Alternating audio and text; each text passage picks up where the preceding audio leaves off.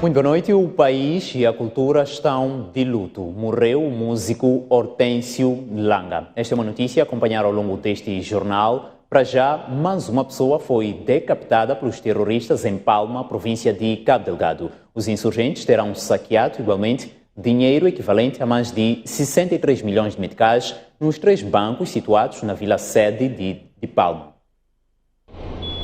A insegurança tende a abrandar e já se faz o percurso a Fungi Palma de carro. Uma vila que muito timidamente volta a estar povoada. Desde 1 de abril, os militares são o garante da segurança, mas há 3 dias, um residente de Palma foi decapitado.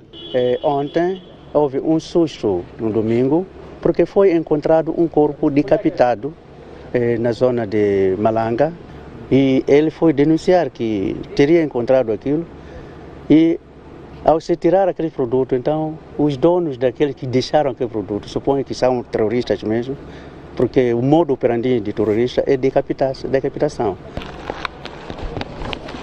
A STV testemunha em Palma, 19 dias depois do início dos ataques, o rastro de destruição deixado pelos terroristas.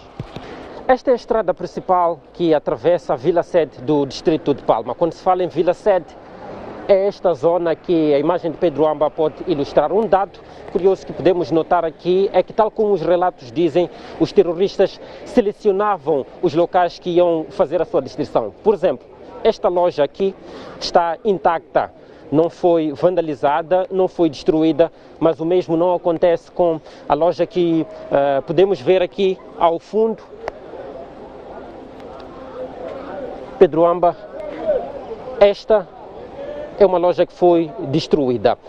Este aspecto vem a provar os relatos que dizem que os terroristas já tinham um critério já estabelecido sobre quem queriam atacar, onde era preciso queimar. E como este, há muitos outros estabelecimentos incendiados, pilhados e sabotados. Residências de funcionários públicos como esta, crivada de balas. Nós começamos a fugir. Mesmo assim, essas crianças, estamos num sítio como nós estamos escondidos, e ao mesmo tempo essa criança, outro pequeno, saiu. Então aquele grupo agarraram, começaram a cortar. Então, como é que lá tem soldados? Ele disse que não, lá não tem soldados. Então, brancos aí, existem brancos? Eu disse que não, brancos existem alguns. Mas eles queriam brancos por quê? Não sei dizer. Os hotéis também foram alvos. A semelhança do Amarula Hotel, o Palma Inn é outro estabelecimento hoteleiro que foi reduzido a cinzas pelos terroristas no ataque que iniciou no dia 24 de março. Tudo foi destruído, foi incendiado. Não restou quase nada. Procuravam levar tudo que podiam, que pudesse reforçar a sua logística. Vasculharam tudo. A imagem fala por si, a imagem de Pedro Amba está a mostrar os compartimentos em que eles foram entrando e foram tirando tudo que podiam. Os bancos eram alvo para destruir, mas também para roubar dinheiro. Até antes do dia 24 de março, estas eram as instalações do Banco BCI aqui na vila-sede do distrito de Palma.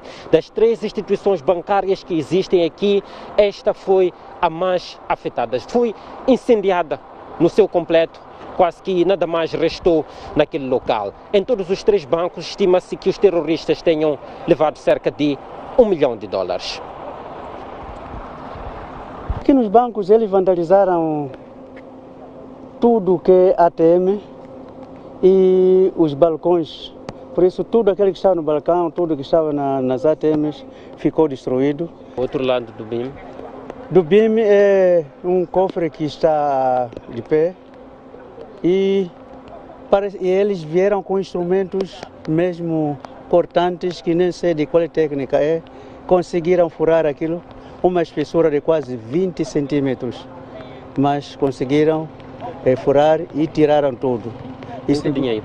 Muito dinheiro. E segundo a declaração do homem do banco, quando fomos fazer a visita, supõe-se que desapareceu ali 30 milhões de meticais. Este é um dos estabelecimentos bancários vandalizados. Ao meu fundo estava uma das caixas automáticas que os terroristas vandalizaram e roubaram dinheiro. Aqui dá para ver ainda um martelo, algo que terão usado para vandalizar. Esta caixa automática também foi vandalizada lá, mas por o interior também entraram, vasculharam tudo deitado abaixo, numa tentativa de encontrar tudo que fosse de valor que pudessem levar. Lá mais para o interior, tentaram arrombar a caixa forte deste banco.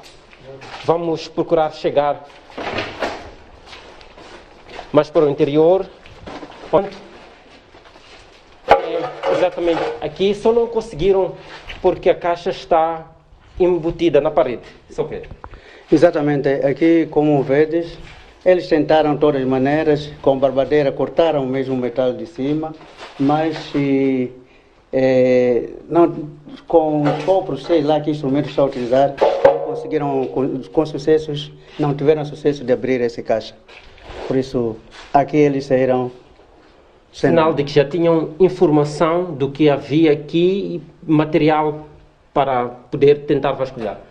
É verdade, eles tinham material para fazer vasculhar tudo, mas segundo a fortaleza do próprio banco, eles não conseguiram fazer nada. Além disso, os terroristas incendiaram e vandalizaram o centro de saúde, as instalações da autoridade tributária, governo e casa do administrador, esquadra da polícia, procuradoria, entre outros. Pedro Ambi e Antônio Tiwa, Palma, Cabo Delgado, STV. E ainda sobre Cabo Delgado, a ministra da Administração Estatal e Função Pública, Ana Comuana, visitou hoje a vila sede do distrito de Palma e assumiu que o rastro de destruição é desolador. Passam nesta segunda-feira, 19 dias após o ataque à vila de Palma. É nesta data que, enviada pelo Presidente da República à província de Cabo Delgado, a ministra da Administração Estatal e Função Pública, Ana Comuana, deslocou-se à vila-sede do distrito, tendo passado pelos pontos-alvos da destruição pelos terroristas e, no fim, a governante concluiu que o cenário encontrado é desolador. Encontramos uma imagem de destruição, tanto das infraestruturas públicas como de infraestruturas privadas. Naturalmente, um cenário desolador que mostra claramente que estamos diante de um inimigo que não sei como dizer, desalmado, só posso dizer isso, mas que as forças de defesa e segurança estão ali, presentes. Portanto, encontramos também este cenário, portanto, de retorno à normalidade, sinais, portanto, de bravura das nossas forças de defesa e segurança, e isso dá-nos alento. Encontramos famílias que já estão nas suas casas, que estão a retornar. Comuana disse ainda que atualmente a prioridade é a assistência humanitária e só depois ir-se a analisar como é que os serviços básicos de Estado vão funcionar. O plano de ação contempla ações imediatas, que naturalmente estão viradas mais para assistência humanitária. Portanto, falamos aqui de alimentação, de abrigo, condições sanitárias básicas, mas também contempla ações, digamos assim, que têm a ver com desenvolvimento. Ações, portanto, viradas para o apoio a iniciativas na área da agricultura, apoio a iniciativas na área da atividade pesqueira e outras de natureza econômica, incluindo, portanto, atividades específicas para jovens. Já na cidade de Pemba, ainda esta segunda-feira, Ana Comuana visitou o centro transitório que acolhe os deslocados vindos do distrito de Palma. Comuana dirigiu ainda o Comitê Operativo de Emergência da província de Cabo Delgado. O trabalho ainda é intenso. Temos agora o desafio de reorientar estes nossos irmãos para que retornem gradualmente à sua vida normal. Portanto, teremos que olhar não só para a assistência humanitária como tal, mas teremos que olhar para outras ações que têm a ver com o desenvolvimento. Na ocasião, o Instituto Nacional de Gestão e Redução de Risco de Desastres reviu o valor necessário para a assistência humanitária aos deslocados devido aos ataques à Palma, de pouco mais de 41 milhões para cerca de 70 milhões de meticais. Prevê-se que o envio de produtos alimentares e não alimentares para os deslocados em Nampula, Niassa, Zambésia, Manica e Sofala, Inhambane, e temos como meta que sejam abrangidas 17 mil famílias fora de Cabo Delgado. Não temos, de momento, assegurado nenhum valor, mas temos que mobilizar cerca de 70 milhões para fazer face a esta ação. Este valor estaria estimado para 30 dias e pretende-se também solicitar para os próximos 3 meses. Luísa Meck fazia parte da comitiva da Ministra da Administração Estatal e Função Pública, que visitou a capital da província de Cabo Delgado. E seguimos agora em direto para Cabo Delgado, ao encontro de António Tiwa, que traz mais elementos sobre a segurança em Palma. António Tiwa, muito boa noite. Qual é a situação geral da Vila de Palma? Vimos o cenário nas peças de reportagem. Que outros elementos pode partilhar? Muito boa noite, José João, e boa noite a todos os telespectadores. Respondemos a partir da cidade de Pemba, depois de termos esta segunda-feira escalado a vila sede do distrito de Palma, uma vila que, tal como referimos, tende, com o passar dos dias, a retornar à normalidade. Hoje podemos testemunhar a presença de, portanto, alguns comerciantes que retornaram ao pequeno mercado que existe naquele local, comercializando alguns produtos estes que, segundo referiram, resultam daquilo que conseguiram conservar durante os ataques e que não foi pilhado pelos terroristas. Mas referem que esses produtos são escassos, há uma grande dificuldade de acesso a alimentos, tal como nos contaram portanto, nesta visita que fizemos à província. Dizem que, portanto, os produtos vão escasseando e isto dita, por exemplo, que os preços de alguns produtos tenham duplicado o que era vendido, por exemplo, um exemplo concreto, a bolacha que era vendida a 15 meticais, agora custa 35 a 40 meticais, para não falar de outros produtos. Um aspecto também importante a referir tem que ver com, portanto, ainda a alimentação, visto que muitos deles referem que têm estado a viver de mandioca. É um produto que existe em Palma, nas machambas, que estas não foram vandalizadas e vão servir para ajudar os deslocados que lá estão. Em termos de segurança, o aspecto, portanto, não positivo é este que referimos e destacamos.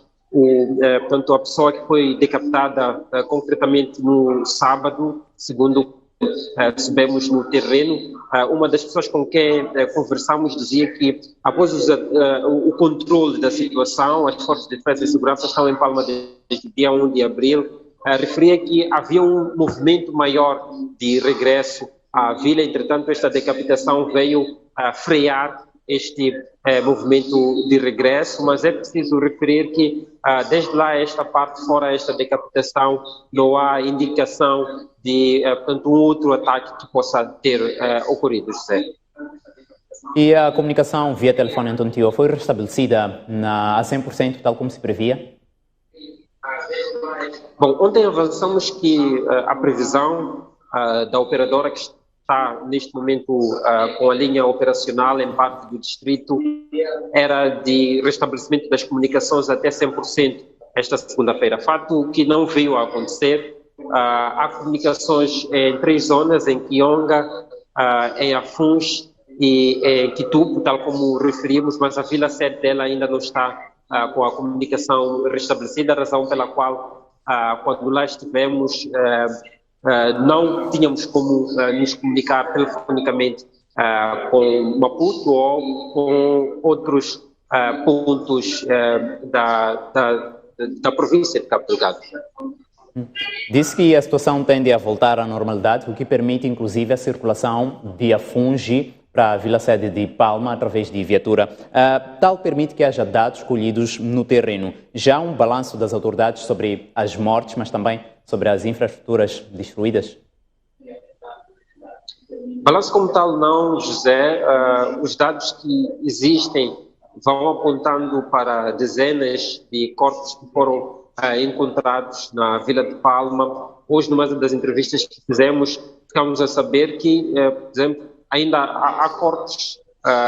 Um dos líderes comunitários falou-nos de 5 corpos que ainda não foram enterrados, mas também falou de cerca de 35 corpos que foram encontrados na área em que, portanto, exerce as funções de líder comunitário. Mas a segurança começa a ser restabelecida, ou já foi restabelecida. Entretanto, números como tal ainda são difíceis de se ter, atendendo também ao aspecto de que muitos dos corpos que, portanto, estavam em Palma já estavam num avançado estado de decomposição, pelo que tiveram que ser enterrados, mas em termos de números, as autoridades ainda não apontam números concretos em termos de vítimas mortais destes danos que ocorreram, portanto, na vila-sede do distrito de Palma. É preciso referir, por exemplo, que um outro aspecto importante é que no aerodromo de Afuns, que é operado pela Total, está a funcionar parcialmente, a razão pela qual, por exemplo, eu consegui vir cá à cidade de Pemba, mas os outros colegas ficaram em Palma. O caso do meu colega Pedro Amba estão em local seguro, na zona de proteção da Total, mas não conseguiram vir para cá porque a iluminação noturna portanto, já não está operacional, foi desligada com a evacuação dos trabalhadores, razão pela qual não se pode fazer voos no período da noite, também atendendo às condições de tempo que não são muito favoráveis nesta deslocação de cerca de 50 minutos de voo. António, mesmo falando de evacuação, mesmo tendo em conta esta melhoria da situação em Palma, continuam a chegar deslocados a Pemba? Falo da população em geral. Continuam sim a chegar, José.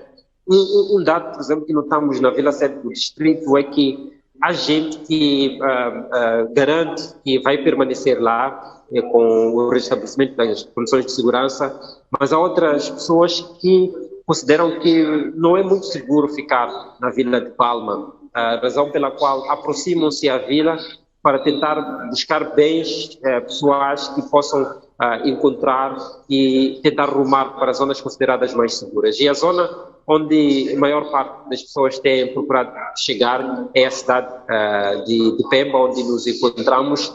E, essas pessoas pagam transporte a partir da vila-sede do distrito de Palma, percorrem são 28 quilômetros que separam a vila-sede do acampamento de Afuns, é lá onde está o aeródromo, e é lá onde fazem filas para chegar à sua vez de poder embarcar e rumar e entrar no interior da área vedada e poder ter o espaço para voar. Há um processo de pente fino que é feito, por razão pela qual as pessoas acabam levando algum tempo para poderem aceder ao interior do espaço que faço referência, seja na semana passada quando cá estivemos, seja esta semana ainda há gente que está à espera de poder entrar. A partir dali vão esperando até que consigam um avião que lhes possa trazer. Os voos humanitários de evacuação foram interrompidos, entretanto ainda há aeronaves que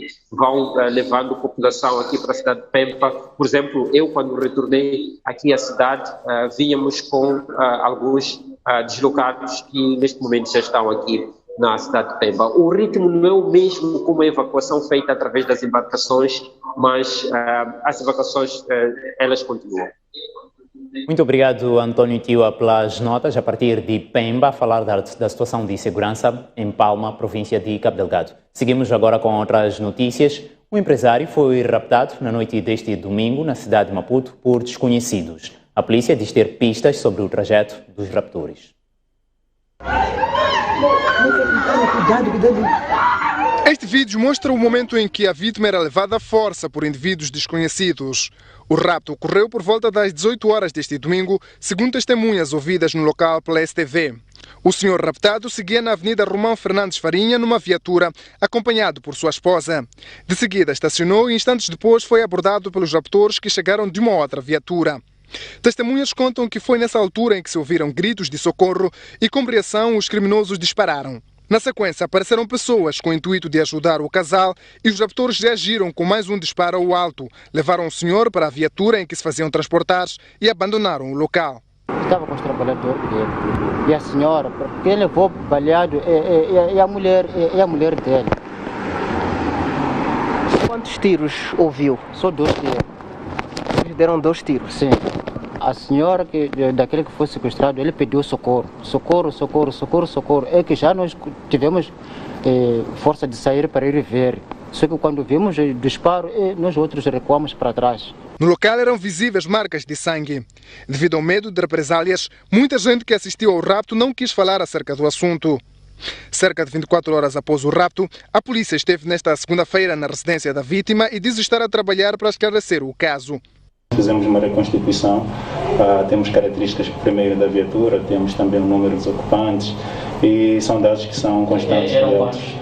Nós não podemos de forma muito detalhada avançar dados que são processuais por causa mesmo da pertinência e da peculiaridade do caso, mas o que nós podemos assegurar é que já temos as características, fizemos a reconstituição e vamos associar segundo a rota usada, portanto, por esses marginais para colocarem-se em fuga e vamos fazer um rastreio a partir deste ponto para ver se conseguimos chegar até esses indivíduos. Segundo a polícia, para efetivarem o rapto, os homens, em número ainda não especificado, agrediram a esposa e o filho do empresário com recurso a uma arma de fogo. Após a agressão, as vítimas que contraíram ferimentos foram levadas a uma clínica e já se encontram fora de perigo. Seguimos agora para Nampula, onde o edil daquela cidade, Paulo Van Hale, e mais 4 correios estão a ser julgados sob acusação de 5 crimes, dos quais abuso de cargo e função, peculato, fraude, pagamentos indevidos e violação de regras de execução orçamental. O início do julgamento estava marcado para as 9 da manhã desta segunda-feira, na segunda secção criminal do Tribunal Judicial da cidade de Nampula. O edil de Nampula, Paulo Van Hale, chegou antes da hora. Esteve em vários momentos com o seu advogado, mas porque a hora ia para além do definido, foi se sentando visivelmente ansioso. Finalmente chegou o momento aguardado e os primeiros 15 minutos foram de discussão entre os intervenientes sobre a presença ou não da imprensa. O juiz da causa acabou autorizando a captação de imagens nos momentos iniciais, assim como a gravação apenas da leitura do despacho de acusação do Ministério Público. Das várias infrações criminais arroladas, destaca-se a contratação de bens e serviços para o município sem concurso público e, muito menos, contratos com visto do Tribunal Administrativo. Os factos, segundo o Ministério Público, remontam de 2019 e 2020. Compra de uma máquina para escavadora de fabrico chinês, marca Lingo NG, no valor de 5.500.000, no dia 10 de janeiro de 2019, sem concurso público e com contrato sem visto no administrativo. Vídeo folha 55 a 72 dos autos. Intervenientes, temos Paulo Van Hale, Nenine Vilares, Abdul Francisco, Laudane, Neves Arlindo, Reis Xando Mamudo e Atman Manuel Rocha. A aquisição de 5 caminhões, dos quais 2 porta-contentores e 3 basculantes, no valor de 21.616.920 meticais em dezembro de 2018, cuja última prestação de 3.808.460 meticais foi paga em 18 de julho de 2019, vídeo folhas 74 a 78 dos autos, e a segunda no dia 16 de maio de 2019, vídeo folhas 111 a 127 dos autos.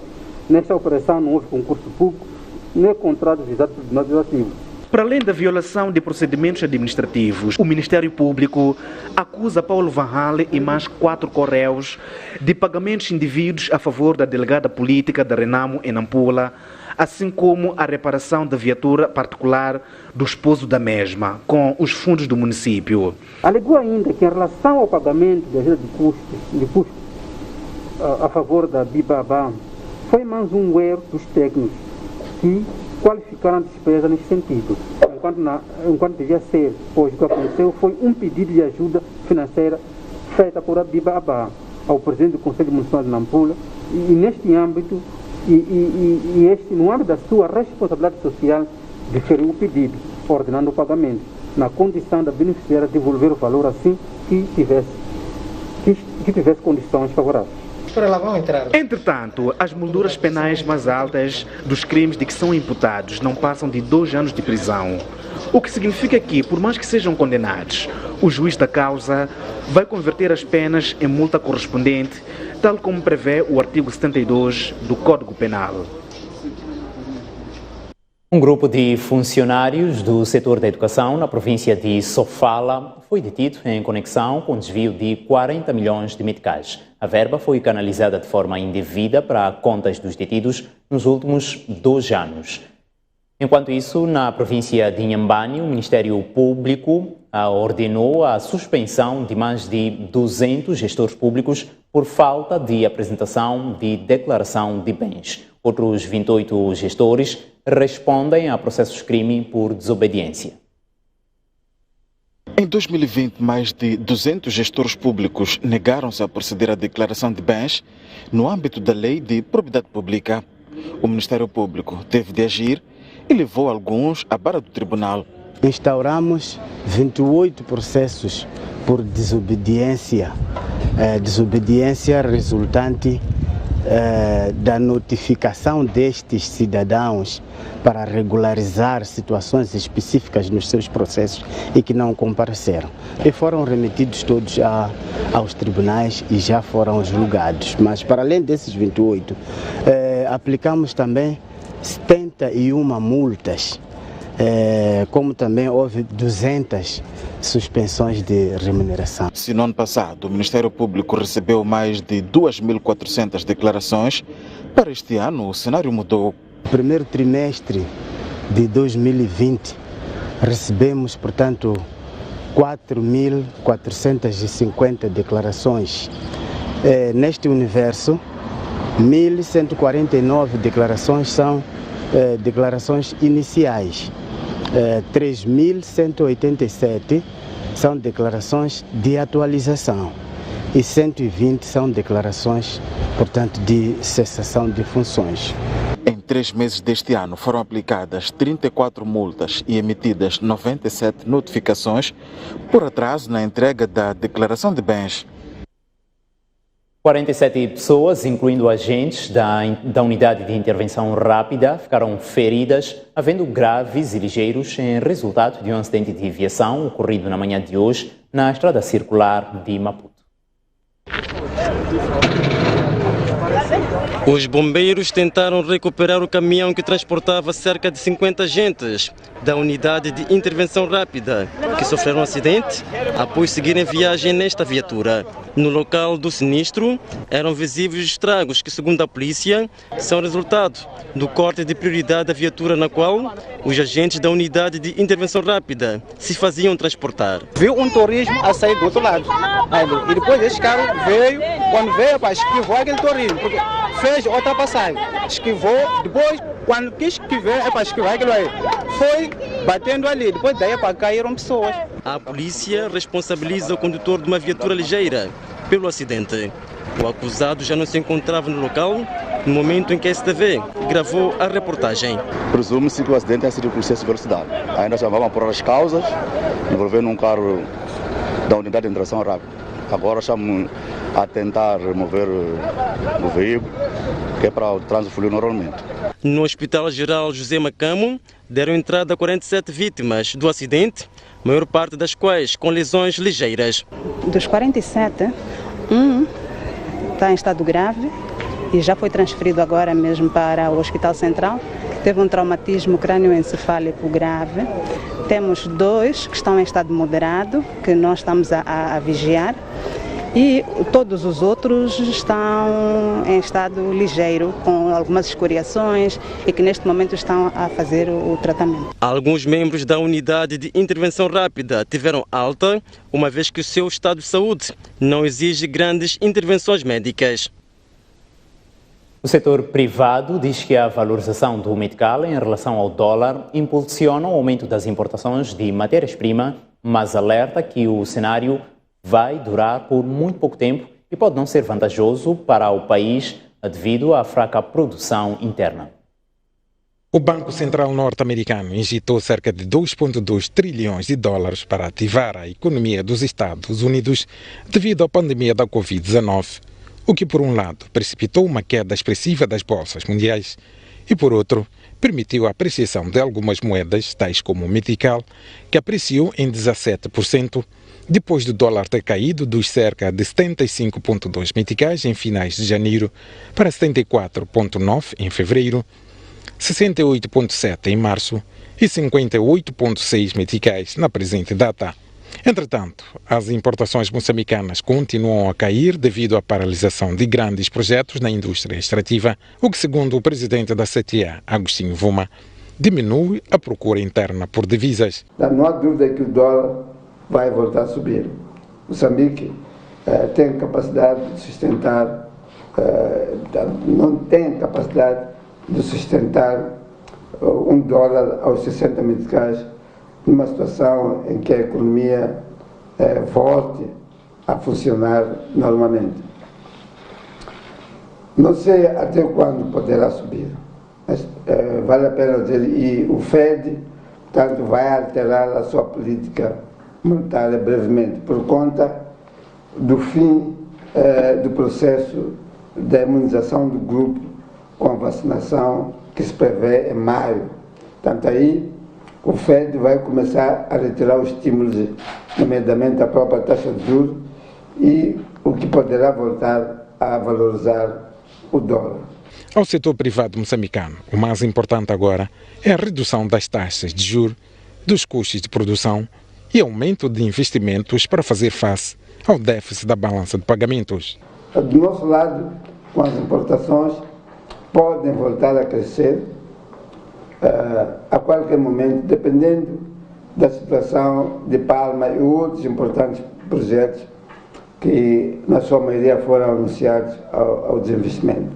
Portanto, é sim correto dizer que a nossa economia apreciou aos 17%, ter o metical como a moeda que mais apreciou-se no mundo por conta da situação americana, mas vale também dizer que o que interessa ao setor privado moçambicano é o seu efeito na economia. Portanto, queremos ouvir dizer que a taxa de juros também desceu, queremos ouvir dizer que há condições de mais investimento e queremos também ouvir falar das importações como um quadro do ciclo que alimenta o funcionamento da economia, mas também que possa incrementar a produção e o efeito desde 17% se fazerem sentir na economia real. Por seu turno, o economista Elcídio Bachita considera que a apreciação do metical em relação ao dólar não deve ser acentuada, porque pode criar efeitos negativos para a economia.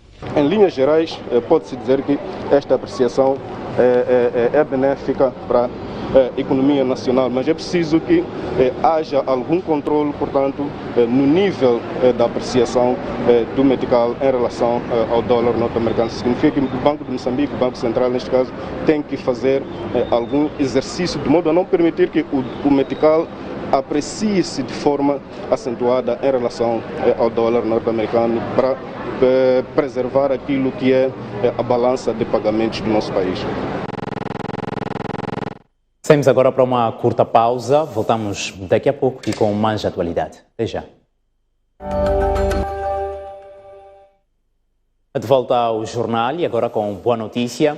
Não houve hoje óbito pela Covid-19. Entretanto, mais 34 pessoas ficaram infectadas pela doença. Há 497 novos recuperados do coronavírus. Assim, continuam 791 mortes e 68.792 casos dos quais 59.401 são dados como recuperados. Mais 52 pessoas continuam internadas no hospital. E agora uma das notícias de destaque neste jornal: morreu hoje Hortêncio Langa. O músico e compositor estava internado no hospital. Artistas consideram a morte de Hortêncio Langa uma grande perda para a cultura moçambicana e defendem a criação de formas de imortalizar o seu legado como músico, compositor, artista plástico e escritor. Seguimos com as notícias. O presidente da República endereçou uma mensagem de condolências à rainha Isabel II do Reino Unido pela morte do príncipe Philip Duke. E mesmo na atualidade internacional, a Venezuela vai produzir por mês 2 milhões de doses da vacina cubana contra a Covid-19, anunciou o presidente daquele país, Nicolás Maduro. Para a produção mensal de 2 milhões de doses da vacina cubana, batizada com o nome Abdala, contra o novo coronavírus, foram assinados alguns acordos e vários outros serão rubricados com países como a China e a Rússia. Segundo Nicolás Maduro, a vacina Abdala será produzida nos laboratórios venezuelanos a partir de agosto ou setembro. O imunizante ainda se encontra na fase de testes e os estudos decorrem conforme o esperado. Na última quinta-feira, a vice-presidente venezuelana, Delcy Rodrigues, disse que a vacina cubana Abdala seria produzida num laboratório estatal em Caracas, capital do país. O governo venezuelano espera vacinar este ano 70% dos mais de 28 milhões da sua população com as vacinas da Rússia, China, de Cuba e através do mecanismo COVAX, coordenado pela Organização Mundial da Saúde. A Venezuela já recebeu 750 mil vacinas, das quais 250 mil são da Sputnik V, fabricada pela Rússia, e 500 mil da Sinopharm, da China. Até domingo, a Venezuela registrava 174.887 infecções por Covid-19 e 1.778 mortos desde o início da pandemia no país, em março do ano passado. Voltamos à atualidade nacional e sobre a morte de Hortêncio Langa. Seguimos agora em direto ao encontro de Miyakoto, também fazedor da cultura, escritor no caso. Miyakoto, muito boa noite. E representa a morte de Hortêncio Langa, quer para a cultura moçambicana, quer para o país no geral? Muito boa noite. De facto, eu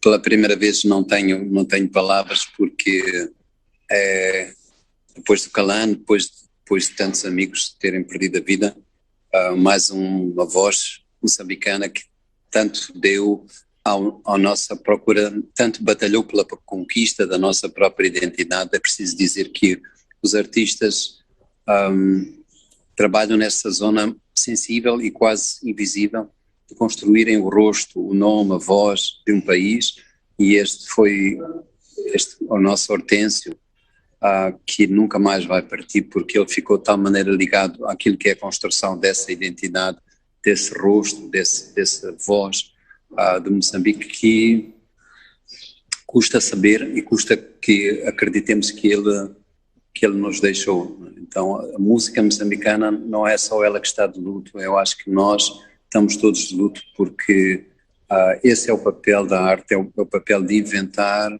uma outra vida, um outro sonho, uma outra utopia que não morre nunca, com o desaparecimento daquilo que é a obra dos artistas. Portanto, acho que é um dia muito triste para todos nós. Mia, que legado considera que a morte, que legado considera assim que Hortêncio Langa deixa, e como eternizar este legado? José João, eu estou aqui numa situação que estou na rua, estou fora de casa, eu não escuto, não consigo escutar o que é que você diz. A circunstância técnica é muito má, eu sou péssimo nestas coisas da internet, mas o que eu posso dizer, portanto, sem ter ouvido a sua pergunta, e espero que você me esteja a ouvir bem, é que é preciso dizer que o Hortêncio, acho que não respondendo à sua pergunta, mas o Hortêncio foi alguém que foi capaz de se multiplicar, foi capaz de criar escola, aliás, na sua própria família. Isso é um exemplo claro de como é que ele se fez em muitas outras pessoas, como é que ele se desdobrou em outras personagens, e portanto ele é um exemplo de alguém que não fez só, mas quer dizer que ajudou outros mais jovens a fazer, e isso tornou uma personagem mais singular e mais eterno ao mesmo tempo. Muito obrigado, Miyakoto, a reagir à morte de Hortêncio Langa. Agora sim, vamos à notícia que dá conta que artistas consideram a morte de Hortêncio Langa uma grande perda para a cultura moçambicana e defendem a criação de formas de imortalizar o seu legado como músico, compositor, artista plástico e também escritor.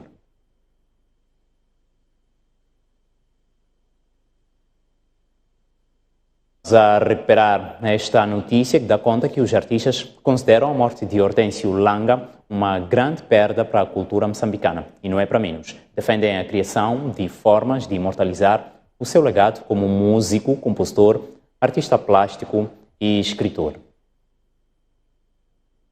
Não será desta que vamos acompanhar esta notícia. Vamos agora a mais uma curta pausa, mas antes a previsão de tempo para amanhã é de praxe. Começamos pela zona sul do país. Para Maputo, as previsões apontam para 21 graus Celsius de mínima e 32 de máxima. Xai-Xai, em Gaza, 20 de mínima e 30 de máxima. Inhambane, 22 de mínima e 31 de máxima. No centro do país, para Beira, 23 graus Celsius de mínima e 29 de máxima. Chimoio e Manica, 18 graus Celsius de mínima e 26 de máxima. 23 de mínima para Quilimane, na Zambésia, e 30 de máxima. E para Tete, 32 graus Celsius de máxima e 23 de mínima. Já no norte do país, Nampula, 21 graus Celsius de mínima e 29 de máxima. Lixinga e Niassa, 13 graus Celsius de mínima e 24 de máxima. E por fim, Pemba, em Cabo Delgado, 22 graus Celsius de mínima e 28 de máxima. Até já.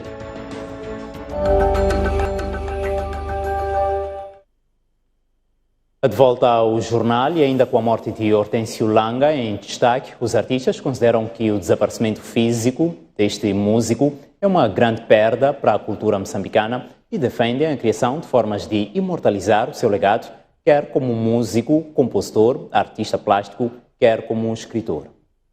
Morreu um dos homens fortes da cultura moçambicana e o vazio por si deixado é indisfarçável a avaliar pelo que Hortêncio Langa foi. E se calhar ainda não era tempo, porque ele tem as suas obras, porque ele sabe preparar-se para, não sei, lançar. Um criador é um criador sempre constante. Eu acho que o país perdeu mesmo. O país perdeu um filho que ainda estaria para dar contribuições. Se calhar, seja esta uma chamada de atenção, procurem vacinar as figuras mais importantes deste país, que o país precisa. Não só futebolistas que precisam, mas também precisam dos artistas, criadores, por favor. Mais do que um companheiro dos palcos e de carreira, Mucavel tinha no Hortêncio um amigo e um irmão. Abalado com a sua morte, desabafa e deixa perguntas, muitas delas sem respostas. Vão perguntar ao governo o que ele faz para preservar figuras dessas. É ele que vai responder. Porque nós já as preservamos. Essas figuras nunca morrem, nós não morrem. É impossível. Eu sou um músico. Eu amanhã vou interpretar a música dele. Como é que ele morre a mim? Depois da manhã vou cantar não sei que, tudo que é dele que deixa para nós. Agora, que o governo responda o que é que se faz com figuras dessas. De músico, compositor e artista plástico, Hortêncio Langa tinha uma veia de escritor e deixou o seu legado neste romance, um dos mais procurados na Associação dos Escritores Moçambicanos. A Associação dos Escritores Moçambicanos, em 1995, lança o seu livro de um romance, cujo título é Magoda.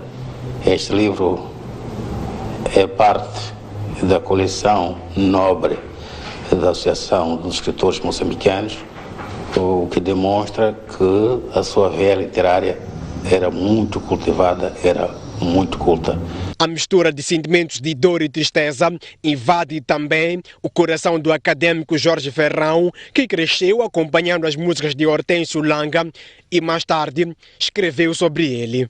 Tem uma música de Hortêncio que eu jamais me consigo esquecer dela, que ele diz que amanhã tu serás o homem novo que vai criar neste mundo a paz. E é tudo o que nós procuramos. Os artistas têm esta capacidade de acrescentar algo mais para aquilo que é o nosso sentimento no momento. E o Hortêncio era especialista em fazer isso. Foi-se um homem que para Jorge Ferrão é insubstituível e por isso o que resta é imortalizar o seu legado artístico. O Hortêncio é insubstituível. Hortêncio é uma matriz única que deixou um legado único e que o que nós poderemos fazer é apenas beber desse trilho e passar ao lado do trilho. Mas fazermos um novo Hortêncio em Moçambique, eu creio que nós não teremos capacidade de o fazer. E a Escola de Comunicação e Artes lamenta a morte de Hortêncio Langa, que era docente naquela instituição de ensino. O diretor da ECA fala de grande contributo para os estudantes amantes da música. Não é só o país, nem apenas a cultura que estão de luto. A comunidade académica da Escola de Comunicação e Artes também chora pelo desaparecimento físico do docente Hortêncio Langa. O diretor da ECA, João Miguel, descreve a morte do músico como perda irreparável, porquanto era um profissional engajado em partilhar suas experiências a todos os níveis no seio académico. O seu talento e presença eram inestimáveis, não só nos palcos, como também na sala de aula. O colega Hortêncio era uma figura muito estimada, muito reconhecida, tanto pelos estudantes, pelos funcionários do corpo técnico administrativo, assim como os docentes. São muitas gerações de músicos que por ele passaram pelas suas mãos enquanto docente do curso de música. E isso significa para nós, de fato, uma grande perda. Humilde, sempre presente e sempre disponível para partilhar o seu conhecimento, partilhar a sua experiência. Então foi um grande contributo para a Escola de Comunicação e Artes, para a Universidade de forma geral. Foi-se o homem, mas fica o legado. Quando era 12 de outubro, quando era festa de fim do ano, ou quando nós realizávamos qualquer evento aqui a nível da ECA, ele esteve sempre presente e de vez em quando nos animava com as suas apresentações, tocava um pouco, tocava com os estudantes, ele esteve sempre presente. E são inúmeros os números que poderia estar aqui a referenciar, mas não tem como não se lembrar de Aliranzo, Lifana, Hortêncio Ernesto Langa foi docente na ECA durante 15 anos, isto é, desde a criação do curso de música.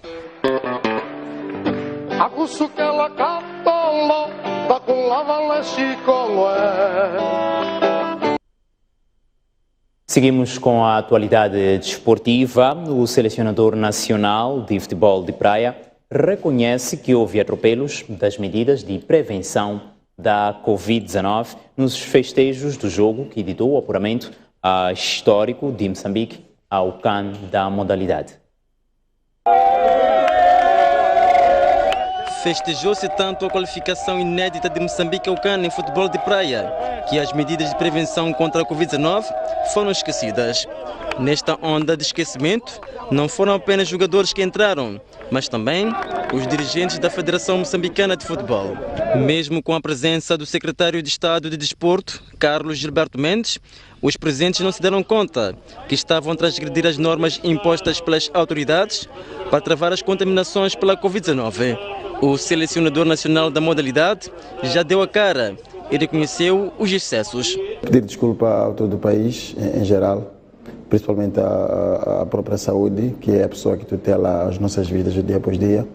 Foi uma situação de tanta emoção, não é o indicado, o desejado que devia ser feito no momento do festejo, mas acredito eu que a emoção tomou conta de todos nós e acabamos ultrapassando as medidas, razão pela qual houve duas vertentes de festejo. Primeiro houve o festejo do próprio jogo, que era o objetivo principal, ganhar o jogo, onde não houve abraços, não houve aquelas pontapéadas todas, mas depois chega o momento em que havia aquela euforia de sentir o desejo feito, que era a qualificação pela primeira vez, que é uma qualificação inédita, com números tão gordos que acredito eu que quase ninguém esperava, e acabou tomando a conta a emoção em vez da própria realidade. Num contexto adverso, Abineiro Usaka reconhece que o desporto deve ser exemplo de boas práticas. Estamos cientes que de facto ultrapassamos um bocadinho daquilo que devia ser o nosso festejo e espero que não tenha acontecido mesmo nas nossas casas, com as nossas famílias, nos bairros por aí, etc. Mas tenho a máxima certeza que todos já concentrados temos em mente que não é abonatório, não é agradável e espero que não se repita com os outros, assim como conosco mesmo, porque a saúde é a primeira coisa que temos que ter em conta. Apesar de estar-se a fazer os testes antes do jogo e estar-se a notar que todos são negativos, mas há muita coisa que pode acontecer no meio. E, sinceramente falando, não queremos que o desporto seja um mau exemplo, queremos que o desporto seja uma forma de educar o homem. Lembre-se que Moçambique qualificou-se para a maior prova continental da modalidade no último sábado, após golear Comores por 10-3. Sabe que à segunda-feira temos uma noite informativa logo após ao jornal no canal de notícias. E hoje é com Boaventura Mcipo. Mcipo, muito boa noite. Nova semana. Que novidades leva a debate no Noite Informativa?